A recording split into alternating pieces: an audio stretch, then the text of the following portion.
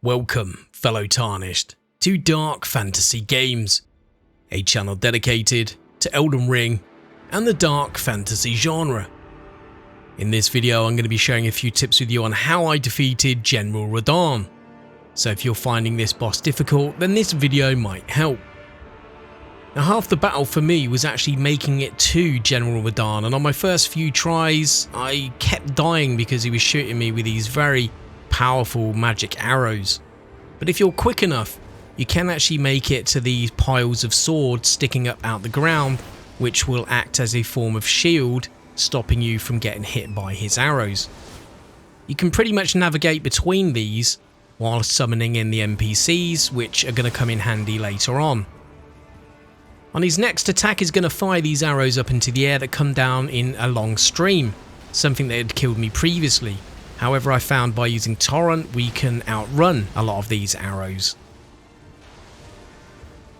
The NPCs are slowly making their way up the hill towards him, and what they're going to do is they're going to act as a form of distraction, meaning he's going to lose focus on you, and that's going to give you a little bit of breathing space in order to plan your attacks. At this stage we just wanted to get in and be as aggressive as possible to try and chip away at his health early and get rid of his super armor here, so we're able to get our first critical attack. Now what he's going to do is going to charge up his swords using this purple lightning. He will slam them down into the floor, so try and make sure when he does that attack that you're far enough away from him. Just in general, when he's using those purple electric attacks on his swords, try and get some distance because he's going to do large area of effect attacks that do devastating damage. We're using the NPC's distraction to our advantage here, trying to dip in and out of combat to get a few attacks in. But once he gets to half health he's going to fire up into the air and slam down as a fireball. Now I preempted this and took a flask of wondrous physic which gave me a shield and tried to move out the way as much as I could. Luckily enough that shield actually saved my life, although Torrent did die, meaning we had to revive Torrent using a flask of crimson tears. But Torrent is invaluable in this battle, at least for me, because he will absorb some of the damage as you just saw there, but also gives you the opportunity to be able to ride around the area and re-summon in NPCs that have died, because after a short cooldown their summon signs are going to reappear again in the area, so it's really important to ride around, look for these and re-summon them in. And the reason why I'm doing this is because if all the NPCs are dead then he's going to be solely focused on you, and that is when this battle becomes a lot more difficult. Now if like me at this stage you haven't activated your great rune from defeating Godric, then I would recommend going off and doing that because it's going to buff a lot of your stats. I hadn't even done it at this stage, which probably made this battle a lot harder than it needed to be.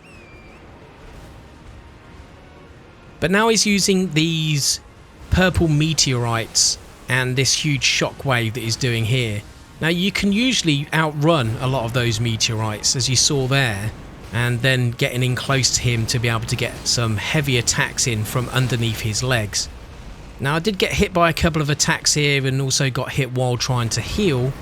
Again, it's knowing when to stay away from him and when to be close to him, which can be quite hard to gauge because he is quite sporadic on his attacks. But to be honest with you, once you've got some of his moves down, you may know when to stay away from him and when to get in close.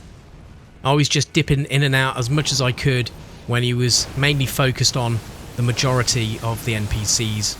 That seemed to work well for me in the end, and I think this was probably about my 5th try and I managed to defeat General Radahn by using this system.